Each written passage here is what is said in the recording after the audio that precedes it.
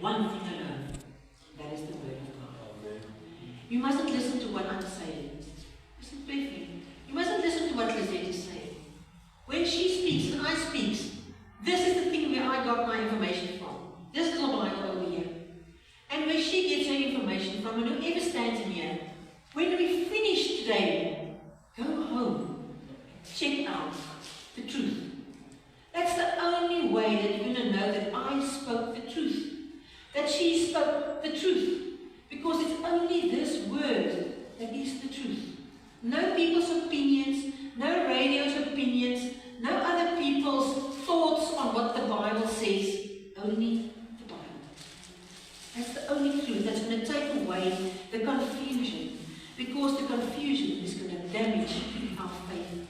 And the confusion is going to take us away from what God wants us to hear. Elijah was willing to challenge 850 prophets because he spent 3 years in the Lord's presence being prepared for that specific moment. When God is preparing you for an event, be patient. I really want to encourage you. Be patient. Be quiet. Spend time in the Word. Listen to His voice. He has a task for every one of us. I even tell my kids every day, they know what their names mean. I've written it on their doors. And I've told them, the Lord has called you for a purpose. And you must find what it is. And we pray for their purpose. They're 6.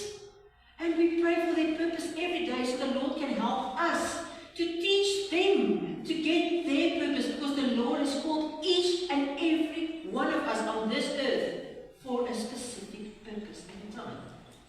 But we have to be patient and we have to be prepared. I want to tell you what happened on Mount Carmel, and I want to tell you why it's important. Does anyone here know what Baal, the people that believed in Baal, what was the thing that they did? Anyone? Has anyone ever looked at Baal, what they believe? Anyone? It's quite shocking. I like to go to background. You see, I'm a background person. I like to fill in the picture, because then you understand the whole book. These people of Baal, they did not believe that God was in control of the earth. They did not believe that there's only one true Yahweh looking after everything. They believed that Baal was in control of the earth. And even worse, they worshipped trees, like I told you, the Ashtoreth. And they did all this other worship, almost like the New Age people today. They worship trees and the field and the flowers and everything. But they don't believe that there's only one God providing. The other thing that they believed about Baal is that he was responsible for rain. So Baal was the one God that would provide rain. That's what they found out in that 3 years. But you know what? You know how they stirred up the rain? It's gross. And I want to share it with you because that's the Bible. You can read it anyway. What they did is their worship was based on physical worship and grounded on magic. You can read it everywhere. It's grounded on magic.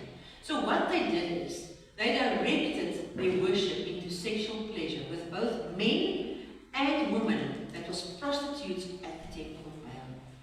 So does that sound familiar in 2025? Does that sound familiar? Both sexual activities, men and women? That was what Baal started. And they said, with these sexual activities, that would lead to the arousement of Baal, the prophet. And that arousement of Baal through their sexual activities would pour out rain on the earth and make the earth fruitful. How stupid. But that is what they believed. And now you can think, and you can online, how it was so important that the Lord had to give a drought. Because in these 3 years, they realized that Baal was angry at them. He wasn't doing what he was supposed to be doing. He wasn't giving rain. They were going on like little bunnies. And nothing was happening. No arousement, no rain, no fruitfulness. And sometimes we don't understand the context of the Bible, the 3-year drought, because we do not understand the background of the Bible. You know what's even worse about these things? Because of all the sexual activities that went on in Baal's time in front of this prophet, this Baal prophet, and all the 450 people that was there, a lot of kids were born. A lot. And you know what they did with those kids? Can you guess? They offered them. That was Baal's offerings. So all the kids that was produced from all these activities were offered. And if you look at the picture, you'll see they had a big fire in front of this Baal. There's the Baal prophet, of the Baal, the statue that they had. And they would offer these kids to this Baal. And we say, this is terrible. How can I speak about this pastor in the church? It's horrible. How can you say these things in our congregation? I want to shock you even more. Because these things are horrible. I think it's terrible. But you know what? If we ponder 1 minute on 2025, and we ponder on what's happening in this world of ours, you're going to be shocked even more. Because have you looked around in the country what's happening? In the world? Have you looked around what's happening in Secunda? A few weeks ago I took out the Rich Times, and what did I read there? What does the human population in Secunda do? They throw away a baby. They threw away a baby. Ah, Pastor, you know that's not much. Have you stood and been quiet for 1 minute and thought about what the human population of Secunda, South Africa, the world is doing? Is it worse than Baal? Is it worse than what those people did? Does anyone have an idea what the statistics of abandoned babies in South Africa is according to 2023 statistics? Any idea? Take a guess. Per day. How many babies per day in South Africa in 2023 was thrown away? Take a guess. No? 10 per day. Just make the math. Do the math. 10 babies per day just in South Africa. And they say in Johannesburg between 4 and 5, eh? 4 per day, just Johannesburg. That's crazy, guys. Are we not even worse than that? We are just as cruel and just as immoral in our society today as it was in the Bible's time, even worse. We shiver when we hear that they sacrificed human beings in a fire. What do? We have out-marital relationships, and then there's a upsalala, and there's a baby. What do? We go to a clinic and we abort it. We throw the baby into the fire. Because that day that baby was conceived, he had a soul. She had a heart. She had a soul. We do exactly the same as the Baal, the people that served him. And then we say, those people were immoral. We are immoral. The country has stooped to a very low level. Our town is stooping to it as well. Our world is being turned upside down by the enemy, and we are being quiet and not speaking the truth because we are scared and confused. We are scared to open up our mouth and say we are not allowed to have an extramarital affair because we're scared what the people are going to say. We are scared to say you cannot have an abortion, not because the clinic says so, because the Lord says it's life. We are scared to tell them not to have male to male, female to female relationships because our country says it's fine. What does the Lord say? Are you voicing the Bible, or are you scared and confused? There's only two choices, guys. The Bible says there's only two choices. I don't say that. The Word of God says that. And please, this morning, you have to hear there's Baal and all the things, or there's God. Ek kan maar draai, kinders. I want to read us 1 Kings 18, verse 36 to 40. Come on, and at the time of the offering, Elijah the prophet came near and said, O Lord God of Abraham, Isaac, and Israel, let it be known this day that you are God in Israel, and that I am your servant, and that I have done all these things only at your word. Answer me, O God, answer me, let this people know that you, O Lord, are the only true God, and that you have turned their hearts back. And then verse 38 says, you can write in it. Then the fire of the Lord fell and consumed the burnt offering and the wood and the stones and the dust and licked up all the water that was in the trench. Wat het dit al? Alles. Klippe, stof, sand, water, hout, vleis, alles. Daar was 'n gat in die grond. It licked up everything. And the people saw it, and they fell on their faces and said, Lord, the Lord God is God. The Lord, He is God. And Elijah said to them, seize these prophets, and let not one of them escape. They seized them, and Elijah brought them down to the brook Kishon, and slaughtered them all. Hoekom was hy so wreed? People say, but now he's done the same thing as those terrible people. He slaughters 450 people of the Baal, and I think, they don't say it, but what about the 400 Asherah people? So it must have been 850 people slaughtered. They said the brook ran like blood. Why did he leave not one? Because if you leave one rotten apple, the whole place will be rotten again. If the Lord says, you kill off the Baal, you kill everyone. You take out that rotten apple and you destroy it totally. You don't have grace on that, because that one will destroy the faith in our Lord God. And He says, I am a jealous God. No one will be served except me. Okay. So Elijah was not shy or scared to demonstrate what God can do, even though it was 1 against 850 people. He knew that that day and that event was not about Elijah. It was about our Father God, and only our Father God. You come up right in it? That's why I use the theme today, Carpe Diem, seize the moment and make it count.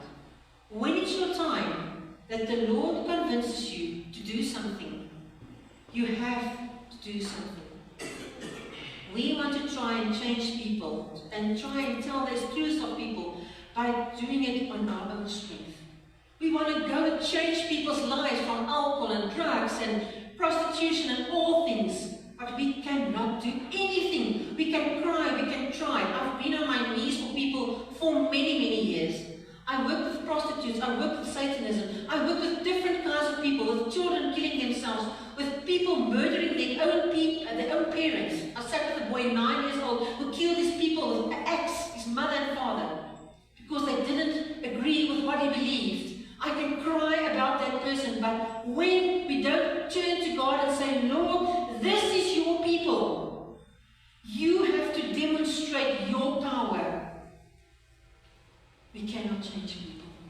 Only the Word of God and through His Spirit, the Lord can change people.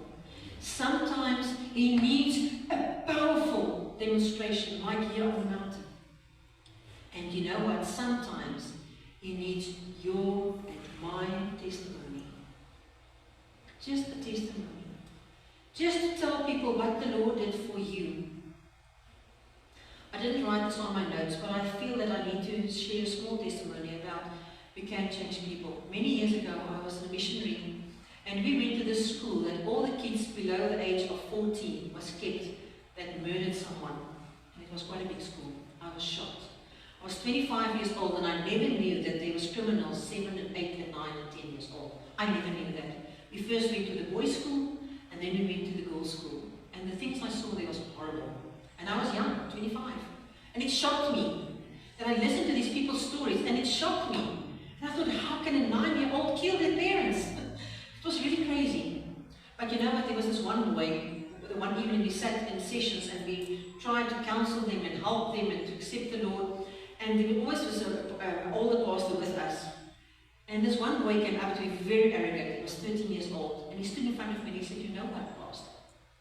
My mother is a witch. And she's going to kill you." And you know, I shook. Because I've never been challenged by a witch before. I knew that they existed. And I've been praying against them, but I've never been challenged by one. And I was scared. I must be honest, I was scared. But the Lord was bold. And I said, "And that's good, I take the challenge." But inside, just like Elijah, I was going, and he said to me, "In 2 weeks' time from today, your funeral will be held." And I walked away from that thing. That night I didn't sleep. I didn't sleep at all. I was really scared. And the next day, I called some of my friends. I said, "You know what, there's this white witch that's on my trail. And her son has phoned her and told her that I'm trying to change these people's hearts. And she's on my tail and she promised me to be dead in 2 weeks' time. Will you please pray with me for strength and protection?" And you know what? We went home. After that, over time we spent a week there. Another week passed, and you can think how we're feeling. I had a lot of attacks, but we had a lot of prayer.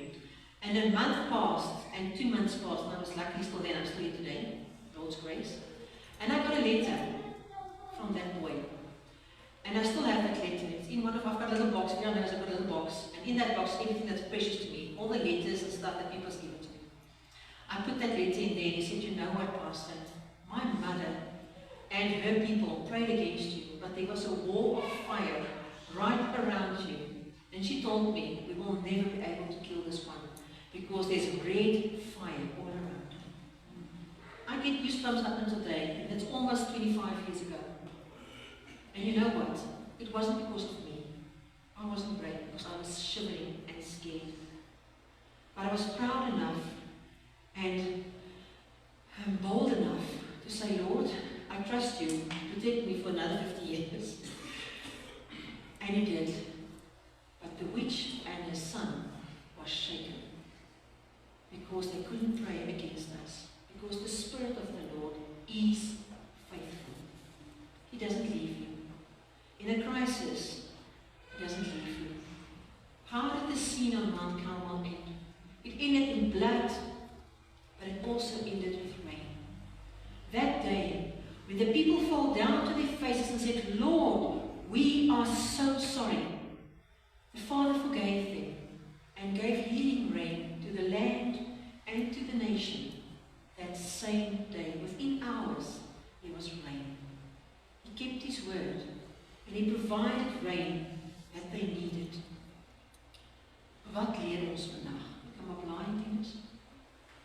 Daar is 4 goed wat belangrik is.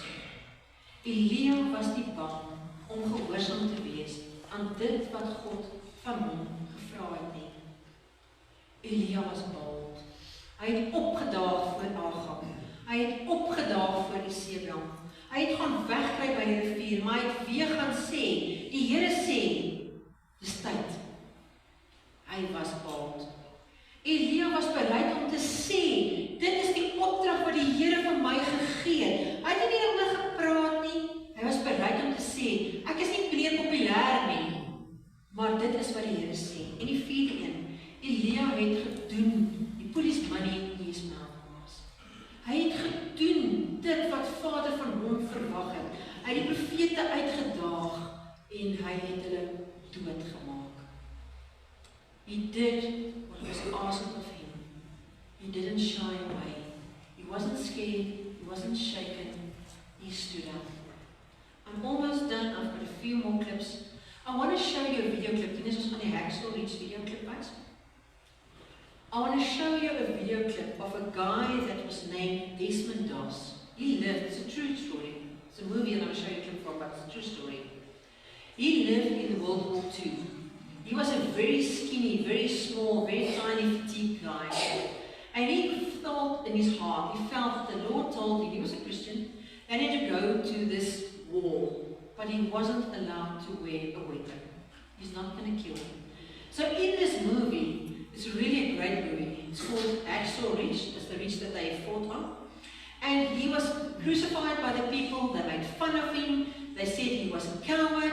And everywhere they belittled him And they said, don't depend on Dawson if you go into the army. He will not be able to help you. He's not wearing a gun. They put him in front of a whole squad of people and told him, I'm not going to send you to army because you cannot fight without a gun. And he says, you know what, you do the killing, I'll do the healing.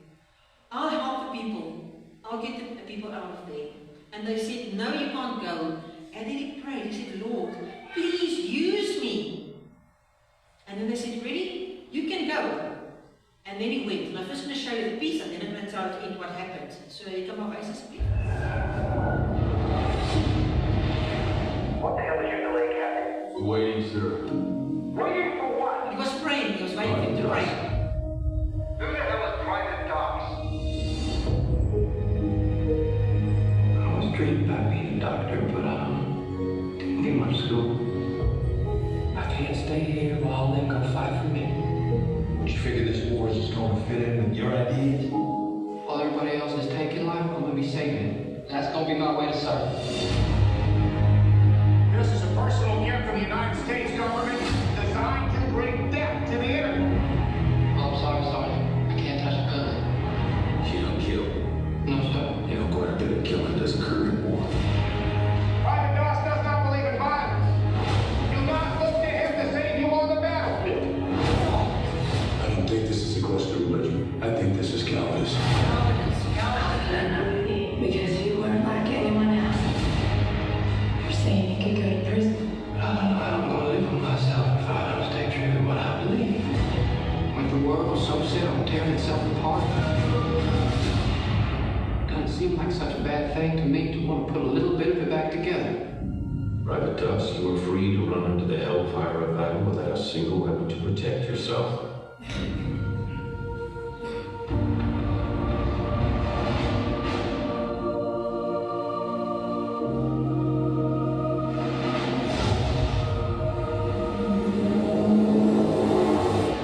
I'm gonna get you home.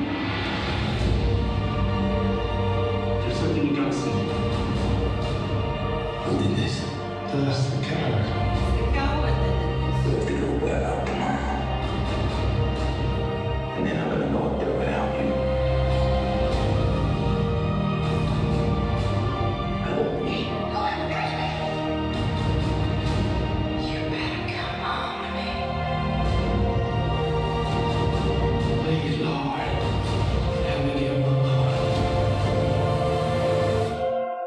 Help me get one more. Anything else? Help me get one more. What did he do? He was in this battle with no gun, and the people would be shot one by one. Everyone was almost killed. He was the only one left on that ridge. The only one. And he came, and then there's someone hurt, and then he was carrying them. He was small and skinny. They called him the coward. He couldn't even carry his own weight. He just said, Lord, one more. One more. He carried 75 people that night by himself. 75! He carried them to the edge of the ridge, then he would tie them with a rope, let them drop with their own body weight, let them drop down a high hill, and go back, go find another one, say, Lord, one more. 75 people. He did what the Lord wanted him to do. Even he was skinny, he stood by his beliefs, I'm not going to kill, I'm not going to carry a weapon, and I'll do what I can do. Just give me the strength. He wasn't scared. The Lord can take an army, and He can use an army to change people's lives. He can use an army to change one person's life, but He doesn't need an army. He needs you and me. The Lord wants each of us to do what He has called you to do.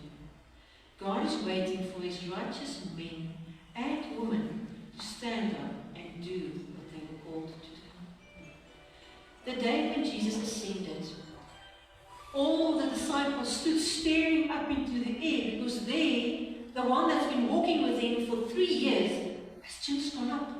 And they were staring and waiting for something else to happen. Because what now, Lord?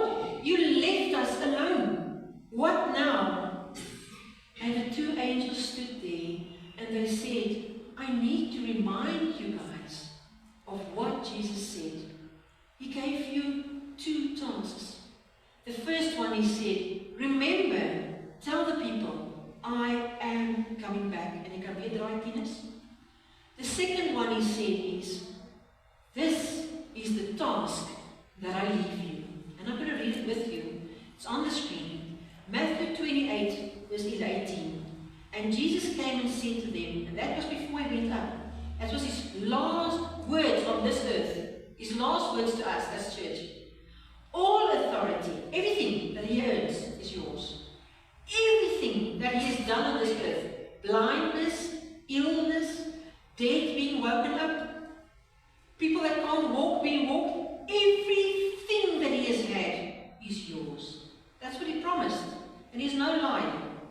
He said, all authority in heaven and on earth has been given unto me. And he gives it to us. Go therefore and make disciples of all nations, baptizing them in the name of the Father and of the Son and of the Holy Spirit, and teaching them to observe all that I have commanded you. And behold, I am with you always, not sometimes, every day, every minute, every second, every night, in the battle, out the battle, in the drought, out of the drought, when I'm alone, when I'm with people, when I'm dying, when I'm sick, when I'm healthy, when I'm not. Always I will be with each and every one of us, you and me. Hou opstaan en staar. Hou opstaan en wag vir die wonderwerk om te gebeur.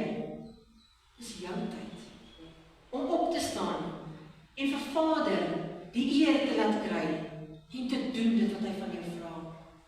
Carpe diem.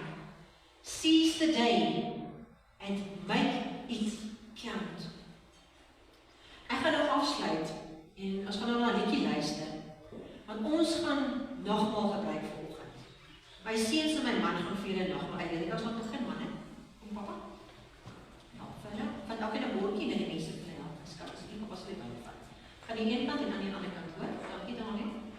En jy links staan. Daai kant. Dankie skat. Gaan ek ry en elke kant toe, gaan in met my. Hulle gaan vir jou 'n broodjie en 'n glasie sap uitdeel. Hoekom gaan ons vanoggend dit doen? In die Bybelse tyd was daar, as jy net kan gaan lees in 1 Korintiërs 11, was daar baie mense wat siek geword het, en dit staan so in die Bybel, en jy moet mooi hoor wat ek vanoggend sê. Baie mense het siek geword omdat hulle nagmaal gebruik het met vuil hande. Kom ons maak dit medies. As jy 'n kieme vat en jy eet en jy sit in jou mond, en wat gebeur met jou? Is dit waar? Jy raak siek. Kieme maak jou siek. Sonde is kieme. As jy aan jou nagmaal vat met sonde in jou liggaam, met sonde in jou hart en sonde in jou gedagtes, gaan jy siek raak. Dit staan in die Bybel. Many people are ill and die because of eating the communion with dirty hands. Ek praat nie van kieme nie. Ek praat van sonde. Ek deel die nagmaal, ek kom asseblief nie nou gebruik nie. Word stil. Ek gaan vir jou 'n liedjie speel. Die liedjie se naam is You Still God. God is nog steeds God. Ek het so 2 maande terug deur 'n groot operasie gegaan. En ek onthou hierdie liedjie vir my net voor die operasie het ek hierdie liedjie gehoor. En ek het op die dag aan die Corrie en Chris gedeel en gesê, ek het die liedjie gekry vir my preek. En toe speel ek dit vir hulle. En ek onthou net voor die narkose my so uitgeslaan het ek daai woorde gehoor, You Still God. En ek het geweet, ek gaan onder daai mes en wat ook al daar uitkom, You Still God. En hy is, want ek is kankervry. Ek is skoon. Daar's niks. Die Here het my deurgedra en uitgehaal. Because He is still God. Nee. Maar ons liggaam, stres, span, angstig. So nou as jy gaan sit met hierdie broodjie, gee vir die kinders ook julle. Staan nou kyk vir die kindertjies ook, gee vir die kinders 'n broodjie. So as jy nou die liedjie gaan hoor, moenie die nagmaal inslip nie. Moet hom nie gebruik nie. Gaan sit voor die Here en sê, Here, hier's my hande. Hier's my mond, hier's my gedagtes, hier's my hart. Asseblief vergewe my. Maak my skoon van dit wat die week in ons pad gestaan het. Maak my lewe leeg, mama wil ook eens nie. Maak my leeg, en papier nog nie. Dankie. Van dit wat tussen ons staan, en dan, Here, gebruik my, vir dit waarvoor U my geroep het, my hand. Sodat ek regtig instrument kan wees in die hand, want ek is gemaak om U te verheerlik. So wanneer die liedjie speel, moet asseblief nie nagmaal net geruim nie. Ek gaan hom instel, maar deur die liedjie, wanneer jy reg is, wanneer jy skoon gemaak het, jou hande gewas het vir die Here, jou gedagtes skoon gemaak het, jou liggaam gereinig het, gebruik dan die nagmaal om jou te vul. Want wat het hy gesê? In 1 Korintiërs 13 vers 23 en 26 staan daar, die nag waarin Jesus gevange geneem is, het hy saam met sy disippels geëet en gesê, neem die brood, dit is my liggaam. En hy het gesê, dit is vir jou. En toe het hy gesê, hier is die beker, neem die beker, dit is my bloed. Dink aan my en herinner jouself, ek kom terug. So wanneer jy nou hierdie nagmaal gebruik, asseblief, maak jou skoon, was hande, sit vir die Heilige Gees en was hande. En dan bemoedig jouself. Hierdie brood is om my te herinner, U is binne in my. En hierdie bloed is om my te herinner, U het dit vir my gegee, sodat ek alles kan hê wat U het, en kan doen dit wat ek moet doen. Ek kan ons die liedjie speel. Raak stil asseblief, luister na die woorde, maak jou oë toe, was jou hande.